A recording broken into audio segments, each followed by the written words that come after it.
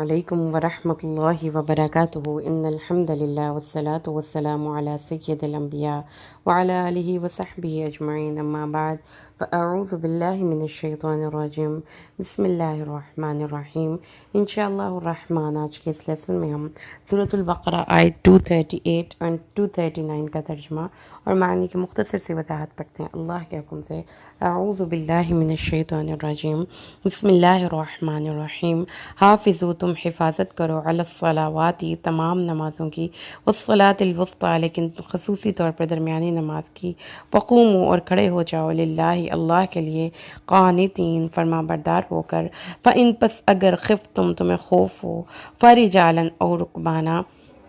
تو تم پیادہ یا سواری پر نماز ادا کر سکتے ہو۔ فَإِذَا پس جب تم امن میں آ جاؤ، فَاذْكُرُوا اللَّهَ تو یاد کرو اللہ کو، كَمَا عَلَّمَكُمْ جیسا کہ اس نے تمہیں سکھایا، مَا لَمْ تَكُونُوا جو تھے نہیں تھے تم تعلمون جانتے۔ اور تم نمازوں کی پابندی کرو، خاص طور پر نماز وسطیٰ کی، اور اللہ کے لیے ادب کے ساتھ قیام کرو۔ بس اگر تم حالت خوف میں ہو تو پیدل چلتے ہوئے یا سواری پر جیسا بھی ہو نماز ادا کر لو۔ بس جب خوف جاتا رہے تو پھر اسی طرح اللہ کا ذکر کرو جیسا کہ اس نے تمہیں سکھایا ہے جو اس سے پہلے تم نہیں جانتے تھے۔ معزز لسنرز، ہم عائلی زندگی کے حوالے سے یہاں پر گفتگو کر رہے ہیں۔ اللہ تبارک و تعالیٰ نے طلاق، عدت اور اس کے ساتھ ساتھ رضاعت اور حق مہر کی تمام باتوں کو یہاں پہ ڈسکس کیا ہے، اور یہ سلسلہ کلام ابھی منقطع نہیں ہوا کہ اللہ نے درمیان میں روک کر ہمیں خصوصی طور پر نمازوں کی حفاظت کی طرف تلقین فرمائی ہے۔ جیسا کہ قرآن پاک میں اللہ تبارک و تعالیٰ اس مقام پر ارشاد فرماتا ہے کہ حفاظت کرو نمازوں کی، اور خاص طور پر نماز وسطیٰ کی، اور اللہ کے لیے عاجزی اور ادب کے ساتھ کھڑے ہو جانے والے بن جاؤ۔ تو نماز کی حفاظت سے کیا مراد ہے؟ کیونکہ اللہ تعالیٰ نے یہاں پر یہ بات ہمیں بتائی کہ نماز کی حفاظت کرنا بہت ضروری امر ہے، کیونکہ اسلام میں اللہ تبارک و تعالیٰ نے ایک اور مقام پر اپنے ماننے والوں کو، مؤمنین کو اس چیز کی طرف ترغیب دلائی ہے کہ جو ہماری اولادیں ہیں اور جو ہمارے زوج ہیں یعنی میاں اور بیوی، وہ ایک دوسرے کے لیے بہت بڑی آزمائش ہیں، کیونکہ ان میں مشغول ہو کر ہم اللہ کی یاد سے غافل ہو سکتے ہیں۔ اسی لیے اللہ تبارک و تعالیٰ نے عائلی زندگی کے احکامات کے درمیان میں نماز کی حفاظت کا ذکر فرمایا، کیونکہ جو شخص اپنی نماز کی حفاظت کرے گا وہ بدرجہ اولیٰ انسانوں کے ساتھ اپنے تعلقات اور ان کے حقوق کی حفاظت کا خیال کرے گا۔ اور اسلام کے عملی نظام میں نماز پنجگانہ ایک ایسی تربیت ہے کہ اگر کوئی شخص اس کو اپنے وقت پر ادا کرتا ہے اور اس کی حفاظت کرتا ہے، اس کے تقاضے سمجھتا ہے، تو وہ شخص ایک بہت ہی ہمہ جہت اور منفرد شخص بن جاتا ہے۔ اس کی شخصیت میں نامحسوس طریقے سے ایسی پازیٹیو چینجنگز آتی ہیں جو کہ اس شخص میں کبھی بھی نہیں آ سکتی جو نماز ادا نہیں کرتا۔ نماز 5 وقت کی نماز کی طہارت کا عالم، اس کی خدا خوفی کا عالم اس شخص سے مختلف ہوگا جو نماز ادا نہیں کرتا، کیونکہ وہ اس شخص کی آرزو لے کر اللہ کے حضور میں پیش ہوتا ہے کہ اس کے گناہ بخش دیے جائیں اور اس کو اللہ کی طرف سے رہنمائی اور صراط مستقیم کی طرف رہنمائی ہو جائے، اور اس لیے وہ اللہ کے سامنے حاضر ہوتا ہے۔ تو نماز اگر اس کی اصل اسپرٹ کے ساتھ پڑھی جائے تو یہ گناہوں کی معافی کا اور خود احتسابی کا بھی ایک ذریعہ ہے۔ اسی لیے الفاروق سیرت الفاروق میں لکھتے ہیں، حضرت عمر فاروق نے اپنی حکومت کے اہلکاروں کو فرمایا کرتے تھے، میں تمہاری کارکردگی کو نماز کی حفاظت کے آئینے میں دیکھتا ہوں۔ جو شخص نماز کی پابندی اور احسن انداز سے اسے ادا نہیں کرتا تو وہ بدریق اولیٰ اپنی ذمہ داریاں صحیح طریقے سے ادا نہیں کرے گا، اس میں بھی کوتاہی کرے گا۔ اسی لیے رسول اللہ صلی اللہ تعالیٰ علیہ وسلم کے بارے میں حدیث میں آتا ہے کہ آپ صلی اللہ علیہ وسلم اپنے گھر والوں کے ساتھ مل کر گھر کے کاموں میں مشغول ہوتے تھے کہ جب آپ کے کانوں میں اذان کی آواز پڑتی تو آپ سب کام چھوڑ کر اللہ کی طرف متوجہ ہو جاتے۔ تو اسی لیے اللہ تبارک و تعالیٰ نے نماز کی حفاظت کو ایک بہت اہم فریضہ یہاں پر قرار دیا، اور نماز کی حفاظت سے مراد یہ بھی ہے کہ آپ نماز کے وقت کی، نماز کی رکعات کی، نماز کی تمام خشوع اور اور خضوع کی، اس کی طہارت کی، اس کی قبلے کی طرف رخ، ہر چیز کی حفاظت کا اہتمام کریں، نماز کو قائم کریں۔ ایک جگہ پر اللہ نے فرمایا ہے اقام الصلاۃ، یہاں پر اللہ نے فرمایا ہے حافظوا علی الصلوات، نمازوں کی حفاظت کرو۔ نمازیں تمہارے ہاتھوں سے تمہارے اوقات میں ہی ادا ہونی چاہیے، اپنے کاموں میں مشغول ہو کر نماز کو ترک نہ کر دینا۔ یہ اللہ کی ہمیں نصیحت ہے، تاکہ اگر تم یہ کرو گے تو تمہارے اندر ایک ایسی احساس ذمہ داری پیدا ہوگا جو تم ہر کام کو اس کے صحیح مقام پر اور اچھے طریقے سے ادا کرنے کے قابل ہو جاؤ گے۔ رسول اللہ صلی اللہ تعالی علیہ وسلم نے صلاۃ الوسطیٰ کے بارے میں علماء کی کیا رائے ہے؟ صلاۃ الوسطیٰ جو یہاں پر ورڈ یوز کیا گیا الوسطیٰ، درمیانی، اس کا اگر آپ ایک ورڈ صرف درمیانی ہے، لیکن دوسرا مطلب اس کا یہ بھی ہے کہ وہ چیز جو کہ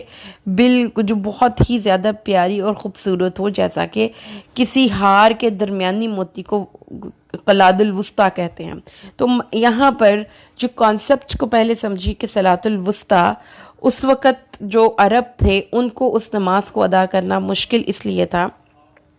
کیونکہ ان کا تو دن کا آغاز ہو جاتا تھا صبح سویرے فجر سے،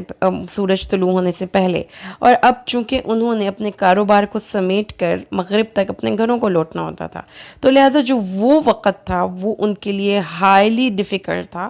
کہ اس ٹائم کو وہ سپیئر کریں، کیونکہ اس وقت اگر آپ دیکھیں تو جو ایک دکاندار ہے اس کی دکان بڑی چمک رہی ہوتی ہے، جو دفتر سے گھر آ رہے ہوتے ہیں ان کو وہ راستے میں ٹریول کر رہے ہوتے ہیں، تو لہٰذا ہر ایک انسان کی سچویشن میں صلاۃ الوسطیٰ مختلف ہو سکتی ہے، یعنی وہ نمازیں تو ساری ہی بہت پیاری ہیں، بہت خوبصورت ہیں، لیکن وہ نماز جس کو کہ ادا کرنے کے لیے you need to devote extra tension, extra concentration چاہیے، آپ کا وہ بس وقت بڑا شارٹ ہے، کاموں کی دوڑ لگی ہوئی ہے اور درمیان میں نماز بھی پڑھنی ہے، اب کریں تو کریں کیا؟ تو کیا کرتے ہیں ہم؟ آپ نے کہیں جانا ہے، آپ کے گھر میں کوئی گیسٹ آ رہے ہیں، آپ نے کوئی دعوت کا اہتمام کرنا ہے، آپ کو کوئی بزنس میٹنگ ہے، آپ نے کہیں پہ کوئی ٹائم پہ پہنچنا ہے، تو very first thing that you leave is صلاح۔ ہم نماز کو مؤخر کر دیتے ہیں چھوٹی چھوٹی باتوں پر۔ اللہ تعالیٰ نے فرمایا ہے ایسا نہیں کرنا چاہیے کیونکہ صلاۃ الوسطیٰ کی حفاظت بہت ضروری ہے، اور رسول اللہ صلی اللہ علیہ وسلم نے جو حدیث میں آتا ہے، حدیث کے الفاظ سن لیجئے صلاۃ الوسطیٰ کے بارے میں۔ رسول اللہ صلی اللہ تعالی علیہ وسلم نے صلاۃ الوسطیٰ سے مراد اکثر لوگوں نے عصر کی نماز کا وقت ہی لیا ہے، کیونکہ یہ سارے دن میں بہت بھاری نماز ہوتی ہے، خاص طور پہ ان لوگوں کے لیے جو اپنے گھروں سے باہر جاب کرتے ہیں یا کسی دکان پہ کام کرتے ہیں، کیونکہ یہ ٹائم بہت زیادہ کریٹیکل ہوتا ہے ان کی دکانداری کے وقت کے حوالے سے۔ اور غزوہ خندق کے موقع پر آپ نے کفار کو لعنت کرتے ہوئے فرمایا تھا اللہ ان کا ستیہ ناش کرے، انہوں نے آج ہماری صلاۃ وسطیٰ کو مؤخر کر دیا۔ نماز عصر کی اہمیت اور فضیلت اس لیے بھی زیادہ ہے کہ گھر پلٹنے والا مسافر گھر پلٹنے کے لیے تیز گام ہو جاتا ہے، دفتر سے رخصت کا وقت ہے، کاروباری لوگ عصر کے وقت معاملات سمیٹنے کی کوشش میں ہوتے ہیں، اور دوسری بات یہ ہے کہ عصر کا وقت بہت تمثیل بھی ہے کہ زندگی کا وقت اتنا ہی تھوڑا رہ گیا جتنا عصر سے طلوع غروب آفتاب تک ہے، لہذا جو کر سکتے ہو کر لو۔ مزدوری کا اختتام، مالک سے معاوضہ لینے کا وقت، یہ ہجوم کا وقت ہوتا ہے، ہجوم کا سنگم ہے، اس کی انتہا ہے، اس لیے ہو سکتا ہے کہ یہ نماز مؤخر کر دی جائے یا فوت ہونے کا خدشہ ہو۔ اس لیے رسول اللہ نے فرمایا جس کی نماز عصر ضائع ہو گئی گویا اس کی تمام دن کی کمائی غارت ہو گئی، رواہ البخاری۔ اس کے علاوہ بھی جس طرح مزدور سارے دن کام کر کے اینڈ پہ اپنی مزدوری کا طلبگار ہوتا ہے، یہی صورت نمازی کی ہے کہ اس وقت اللہ کے حضور ملائکہ پیش ہو کر انسان کے سارے دن کی رپورٹ پیش کرتے ہیں، تو گویا جس کی نماز عصر ضائع ہو گئی وہ اللہ کے پاس سے اجر لینے سے محروم رہے گا۔ اور پھر اس کے بعد اللہ نے فرمایا ہے وَقُومُوا لِلَّهِ قَانِتِينَ، اور اللہ کے سامنے کھڑے ہو جاؤ قنوت کے ساتھ۔ قنوت قاف نون تا، اس کا لفظی مطلب یہ ہوتا ہے کہ ایک ایسا مشکیزہ جس کو اس طرح سے کس کر باندھ دیا جائے کہ پانی کا ایک قطرہ بھی ضائع نہ ہو۔ تو اس کا مطلب پھر یہ ہو گیا کہ رک گیا، کھڑا ہو گیا، قائم بامر اللہ، قنوت قائم بھی اسی سے ورڈ نکلا ہے۔ تو جو شخص اپنی صلاحیتوں کو اس طرح سے روک روک کر رکھے، اس کو ضائع ہونے سے بچائے کہ جہاں پہ اللہ کا حکم نہیں وہاں پہ اپنی صلاحیت کو لگائے ہی نہ، وہ بندہ قانت ہے۔ تو اللہ تبارک و تعالیٰ نے یہاں پہ پھر ہمیں کیا سمجھائی اس بات میں؟ حفاظت کرو اپنی تمام نمازوں کی، ان کے اوقات کی، ان کے خشوع و خضوع کی، ان کو ان کے اوقات پر ادا کرنے کی، کسی بھی حوالے سے اس چیز میں کوتاہی نہ کرو، یہ بدرجہ اولا تمہیں کام کرنا ہے۔ اور خاص طور پر جب وہ نماز جس کو ادا کرنا آپ کے لیے مشکل ہے، اس نماز کو بطریق احسن اول وقت پر سب کام چھوڑ کر ادا کریں۔ اور پھر اس کے بعد اللہ نے آخر میں ہمیں یہ کہا کہ اور در حقیقت نماز ایک سمبل ہے اس اللہ کی اس اطاعت کا جو زندگی کے لمحے لمحے پر تمہیں کرنی ہے۔ اور وہ کیا ہے کہ تمہیں جو کچھ بھی ملا، خواہ وہ تمہارا مال تھا، خواہ وہ تمہاری قوت بیان تھی، خواہ وہ تمہارے آئیڈیاز تھے، خواہ وہ وقت تھا، اس کو اس طرح سے سینت کر رکھنا ہے کہ اس کا ایک قطرہ بھی ضائع نہ ہو، اس کو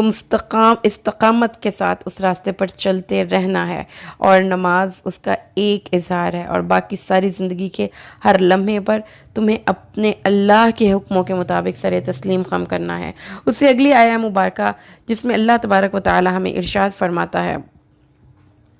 آیہ نمبر 239، فَإِن خِفْتُمْ فَرِجَالًا أَوْ رُكْبَانًا، اگر تم خوف کے عالم میں ہو، زندگی میں ہر طرح کی سچویشنز آتی ہیں، لہٰذا نماز کا جو اول حکم ہے وہ یہ ہے نماز کو بحفاظت اچھے طریقے سے ادا کیا جائے۔ لیکن اگر وہ شخص اپنی نماز کی حفاظت نہیں لیکن اگر سچویشن ایسی آ گئی کہ نماز نہیں ادا کی جا سکتی اول وقت پر، تو پھر یا اس کے وقت پر کیونکہ آپ کو کوئی خوف تھا، تو پھر یا تو آپ سوار یا پھر پیدل جیسے بھی چاہیں نماز ادا کر سکتے ہیں۔ فَإِذَا أَمِنْتُمْ، پس جب تم امن میں آ جاؤ، فَاذْكُرُوا اللَّهَ كَمَا عَلَّمَكُمْ مَا لَمْ تَكُونُوا تَعْلَمُونَ، تو جب تم امن میں آ جاؤ تو پھر اللہ کو ویسے ہی یاد کرو جیسا کہ اس نے تمہیں سکھایا ہے۔ اس سے پہلی آیہ مبارکہ میں اللہ تبارک و تعالیٰ نے پانچوں نمازوں کی حفاظت کا اور ان کو خاموشی، خضوع اور خشوع کے ساتھ پڑھنے کا حکم دیا، لیکن زندگی میں بعض دفعہ انسان کو نماز کے اوقات میں خوف اور خطرہ لاحق ہوتا ہے، اس لیے اللہ نے حالت خوف میں اس حالت میں نماز پڑھنے کا حکم اور طریقہ کار بیان فرمایا۔ اگر تم نماز کے وقت خوف اور خطرے کی حالت میں ہو تو پھر نماز تو نہیں چھوڑنی، یہ تو ایک ایسا حکم ہے جو کسی صورت بھی ساقط نہیں۔ اگر بیمار ہو، کھڑے نہیں ہو سکتے تو بیٹھ کر پڑھ لو، اگر بیٹھ کر بھی نہیں پڑھ سکتے تو لیٹ کر پڑھ لو، اگر وضو نہیں کر سکتے تو تیمم سے پڑھ لو، اگر خوف اور خطرہ ہو اور کھڑے بھی ہو کر نماز نہیں پڑھ سکتے تو چلتے ہوئے پڑھ لو، اگر سواری سے اتر کر جان جانے کا خدشہ ہے تو سواری پر پڑھ لو۔ اس خوف سے مراد عام خوف ہے، خوف کسی کا بھی ہو سکتا ہے، کسی درندے کا خوف، سیلاب کا خوف، کسی ہوائی جہاز، چلتی ٹرین، بحری جہاز، ہوائی جہاز میں سے نیچے اترنے کا خوف۔ تو لہٰذا اس صورت میں ہم یہ کہہ سکتے ہیں کہ چلتی ٹرین میں، بحری جہاز میں، ہوائی جہاز میں، ایون کہ بس میں، کار میں، اگر آپ کو یہ خوف ہو کہ آپ کی ٹرین نہیں رک سکتی، آپ اپنی سواری نہیں روک سکتے، یا آپ کسی ایسے مقام پر ہیں کہ سواری روکیں گے تو آپ کو خطرہ ہے، تو آپ چلتی ہوئی گاڑی، چلتی ہوئی ٹرین، چلتی ہوئی بس میں نماز ادا کر سکتے ہیں، کیونکہ یہ اس آیت سے ہمیں استدلال ہے۔ امام مالک، امام شافعی، امام احمد بن حنبل کہتے ہیں کہ اس آیت کا تعلق جنگ اور قتال سے بھی ہے، یعنی عام حالات میں بھی خوف اور جنگ اور قتال کا بھی خوف، یعنی ایک بندہ جو کہ جنگ کے عالم میں، اب وہ ایک ٹرین پہ بیٹھا ہوا ہے، وہ ایک ٹینک پہ بیٹھا ہوا ہے، اب وہ وہاں سے نیچے تو نہیں اتر سکتا، اس کی تو ڈیوٹی ہے، تو اس صورت میں وہ کیا کرے گا؟ وہ نماز کو ادا کرنے کے لیے اپنی ہی ڈیوٹی کی جگہ پر بیٹھ کر نماز ادا کر سکتا ہے۔ اور امام ابو حنیفہ کہتے ہیں کہ اس کا تعلق جنگ کی نماز سے نہیں ہے، کیونکہ اس کے لیے ایک سیپریٹ آیہ مبارکہ صلاۃ الخوف کی ہے، اور اس میں صلاۃ الخوف پڑھی جائے گی، جیسا کہ اگر نہ نماز پڑھی جائے تو وہ نماز کو مؤخر کر دے۔ حالت خوف میں نماز پڑھتے وقت قبلے کی طرف بھی آپ رخ نہ کریں تو یہ حکم بھی ساقط ہو جاتا ہے، یعنی دشمن کا خوف ہو، درندے کا خوف ہو، کسی بھی اور چیز کا خوف ہو، بارش کا خوف ہے، آپ اپنے گاڑی سے اتر کر نیچے زمین پر کوئی جان ماز بچا کر نماز نہیں پڑھ سکتے، تو اس صورت میں قیام بھی فرض نہیں ہے، بلکہ اختیار یہ ہے کہ پیدل چلتے ہوئے سواری پر جس طرف منہ ہو اشاروں سے نماز نہیں چھوڑنی۔ شدید خوف کی صورت میں آپ کو جماعت کا حکم بھی نہیں، الگ الگ نماز پڑھیں، اشارے سے رکوع اور سجود کریں، منہ جس طرف مرضی ہو، بشرطے کہ وہ قبلہ کی طرف منہ کرنے پر قادر نہ ہو۔ اس سے یہ پتہ چلتا ہے معزز لسنرز کہ نماز کتنا اہم رکن ہے، اور اللہ تعالیٰ نے فرمایا ہے کہ نماز، جب تم نماز کے لیے بہت مشکل حالات بھی ہوں تو بھی اللہ تبارک و تعالیٰ کے اس حکم کو پورا کرو۔ اور اس کے بعد اللہ تعالیٰ نے فرمایا ہے ہاں اگر تم حالت امن میں آ جاؤ تو اس وقت پھر تم اللہ کا ویسے ذکر کرو جیسا اس نے تمہیں سکھایا ہے، جو تم نہیں جانتے تھے۔ تو یاد رکھیے کہ جو ذکر کے نئے نئے طریقے ہم نے اپنے طرف سے ایجاد کر لیے ہیں وہ درست نہیں ہیں، کیونکہ قرآن پاک کا یہ مقام صراحت سے وضاحت کرتا ہے کہ ذکر اسی طریقے پر ہونا چاہیے جس طریقے کو اللہ نے ہمیں سکھایا ہے، اور وہ طریقہ احادیث کی کتابوں میں موجود ہے۔ آپ قوالیوں کے ساتھ اللہ کو یاد نہیں کر سکتے، آپ میوزک کے ساتھ اللہ کو یاد نہیں کر سکتے، آپ اپنی مرضی کے کوئی بھی نئے نئے ورڈز ایجاد کر کے اللہ کو یاد نہیں کر سکتے، آپ قلبی ذکر نہیں کر سکتے۔ یہ وہ سب ذکر نہیں جو حدیث کی کتابوں میں ہمیں ملتے ہیں۔ رسول اللہ صلی اللہ علیہ وسلم نے فرمایا ہے یہ کلمہ مجھے ہر اس چیز سے محبوب ہے جس پہ سورج طلوع ہوتا ہے، سبحان اللہ الحمد للہ ولا الہ الا اللہ اللہ اکبر۔ آپ نے فرمایا لا حول ولا قوت الا باللہ عرش کے خزانوں میں سے ہے۔ آپ نے فرمایا افضل الذکر لا الہ الا اللہ ہے۔ لہٰذا ہمیں ذکر کے بھی وہی طریقے اڈاپٹ کرنے چاہیے جو حدیث سے ہمیں ملتے ہیں۔ اس کے علاوہ قرآن ذکر ہے، الذکر ہے، نماز الذکر ہے۔ اللہ کو یاد کرنا ہے تو نماز پڑھیں، اللہ کو یاد کرنا ہے تو قرآن پڑھیں، اگر اللہ کو یاد کرنا ہے تو پھر وہ تسبیحات کریں جو نبی پاک سے ثابت ہیں۔ اس کے علاوہ کسی بھی اور طریقے سے ذکر ہمیں نہیں کرنا چاہیے، کیونکہ اللہ نے فرمایا کہ ذکر اسی طریقے سے کرو جیسا کہ اللہ نے تمہیں سکھایا، اور وہ ذکر کا طریقہ تم پہلے نہیں جانتے تھے۔ تو ان دو آیات سے پڑھ کر ہمیں نماز کی حکمت، اس کی اہمیت کا پتہ چلا کہ اسلامک سوسائٹی میں واحد ایک نماز وہ حکم ہے جو کسی صورت موقوف نہیں، ورنہ روزہ آپ چھوڑ سکتے ہیں، زکوٰۃ آپ پر صاحب نصاب ہونے کی صورت میں فرض ہے، حج آپ نہ کریں اگر آپ کے ساتھ کوئی جانے والا نہیں، آپ صاحب استطاعت نہیں، لیکن نماز نہیں چھوڑنی، نماز نہیں چھوڑنی، کسی صورت نہیں چھوڑنی۔ آپ کو نماز تو ادا کرنی ہی کرنی ہے، جس کا یہ حکم چھوٹ گیا اس کا اللہ سے کنیکشن بھی چھوٹ گیا۔ اس لیے اللہ سے دعا کریں کہ اللہ ہمیں نمازی بنائے، نماز پڑھنے کی توفیق دے، اور اللہ تعالی ہمیں ایسی نماز پڑھنے کی توفیق دے جیسی نماز پڑھنا اس کو پسند ہے۔ آمین۔ بارک اللہ لی ولکم فی القرآن الحکیم ونفعنی وإیاکم بالآیات والذکر الحکیم۔ السلام علیکم ورحمۃ اللہ وبرکاتہ۔